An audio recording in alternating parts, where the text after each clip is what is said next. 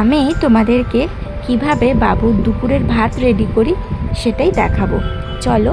তো এখানে দেখতে পেলে প্রথমে মাছের ঝোল দেখালাম, যেটা একদম পাতলা করে প্রায় মশলা ছাড়াই করা হয়েছে, আর সমস্ত যে ঘরের সবজি আছে সেটা দিয়ে হয়েছে, আর তার সাথে টক খেতেও খুব ভালোবাসে। তো আমি একটা এরকম পরিষ্কার স্ম্যাশার বোল নিয়ে নিয়েছি। এটা কিন্তু আমার জন্য খুবই উপকারী, কারণ এটা খুবই দরকার একটা বাচ্চার। 6 থেকে 7 মাসের বাচ্চা যখন বাচ্চারা খেতে পারে তখন কিন্তু এই বোলটা অবশ্যই দরকার। তো আমি এখানে দেখো কিছুটা মাছ এভাবে কাটা ছাড়িয়ে ভালো করে বেছে নিয়েছি। ভালো করে কাটা ছাড়িয়ে বেছে একটা এরকম বলের মতো করে নিয়েছি। তারপর যদি কোনো কাটা থাকে তাহলে বেরিয়ে যাবে।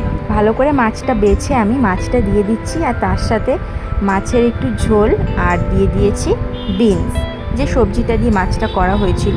এবার ভালো করে এগুলি শুকনো থাকা অবস্থাতে একটু স্ম্যাশ করে নেব, তাহলে কিন্তু ভালো করে গলে যাবে। ভালো করে স্ম্যাশ করে নেওয়ার পর আমি একটু সামান্য দিয়ে দিয়েছিলাম টক।